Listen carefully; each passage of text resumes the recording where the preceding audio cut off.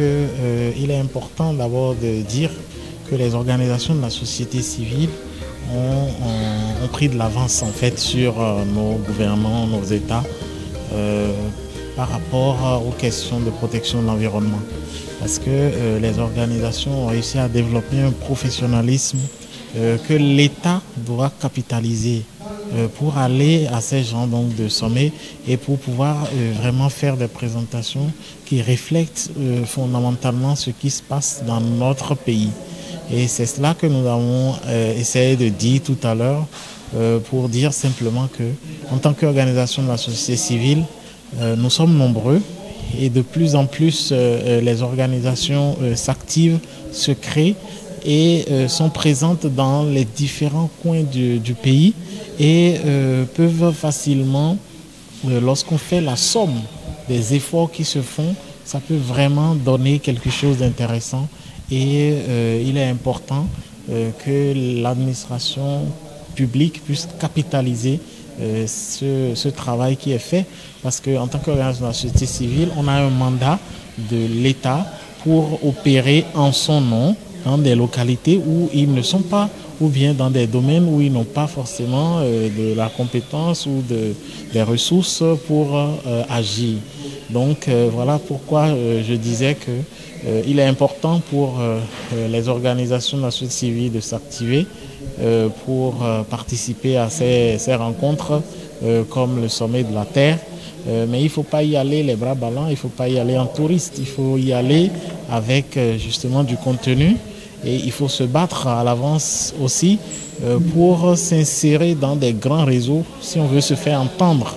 Parce que le plus important, c'est pas de faire des présentations, mais c'est justement d'influencer les politiques, d'influencer les décisions, donc de se faire entendre. Et pour se faire entendre, ça dépend des niveaux.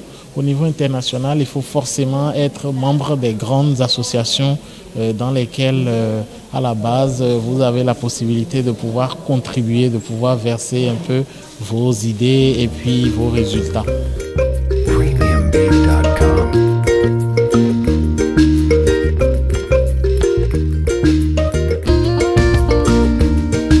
En fait, dans ces genres de rencontres à l'international, il y a plusieurs sessions qui sont organisées.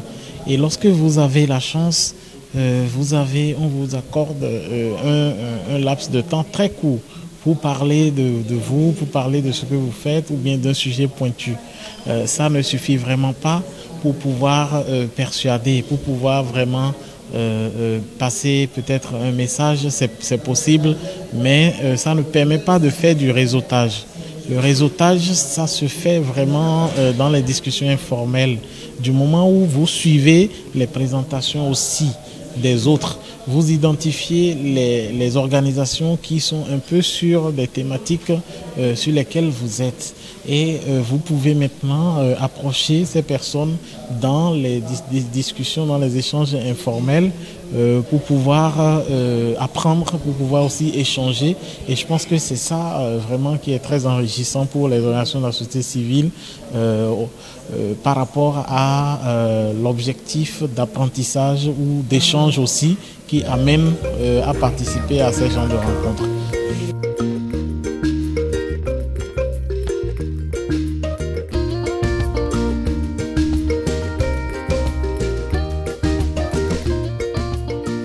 Nous vivons déjà les réalités parce qu'en 1982, il y a 30 ans, c'était abstrait. Ces choses-là qui se disaient, ces conventions qui avaient été prises. Il faut saluer déjà la vision de ces hommes qui avaient commencé déjà sans que véritablement la situation ne soit aussi criarde, ont pris conscience qu'il fallait faire quelque chose. Et je pense que c'est quand même à saluer et à dire que depuis ce temps, ça a permis à beaucoup de personnes de comprendre que effectivement nous sommes en danger et qu'il faut faire quelque chose. Par contre, il faut faire quelque chose, c'est-à-dire qu'il faut agir. Dans l'action, on n'est peut-être pas encore tout à fait bon parce que on est d'accord, oui, on s'est tous mis d'accord sur le fait qu'il y a un problème, alors qu'il y a 30 ans, ce n'était pas le cas. Mais aujourd'hui, il y a un problème, d'accord, mais qu'est-ce qu'il faut faire? Qu'est-ce que chacun doit faire pour résoudre ce problème-là? C'est à ce niveau aujourd'hui qu'on se jette la balle et qu'on se dit non, mais en fait, c'est pas moi. Ah non, non, il faut réduire les émissions de gaz à effet de serre, mais on ne veut pas abandonner les industries, on ne veut pas abandonner les énergies fossiles. On a déjà un certain confort et on n'a pas envie donc de décroître. Mais dans le même temps, on veut résoudre le problème et c'est là que c'est compliqué. Et aujourd'hui, on est un peu aussi dans une situation d'injustice parce que tous ces désastres causés à l'environnement très loin ont des répercussions sur les pays du Sud qui sont plus vulnérables. Ceux qui polluent, ceux qui dégradent l'environnement, ils ont les moyens de pouvoir se protéger, de pouvoir s'adapter plus facilement que nous. Et c'est en ce moment aujourd'hui que c'est pour ça aujourd'hui qu'on parle plus d'injustice climatique et c'est sur cela que nous devons le plus travailler maintenant à se dire mais si vous ne faites rien, si vous avez pollué, vous créez des dommages à autrui, des gens loin de chez vous subissent ce que les désastres de ce que vous faites et il faut vraiment faire quelque chose, sinon c'est une injustice et il faut peut-être trouver les moyens contraignant ces personnes ou ces États ou ces sociétés, ces privés à vraiment faire ce qu'ils doivent faire pour réparer cette injustice.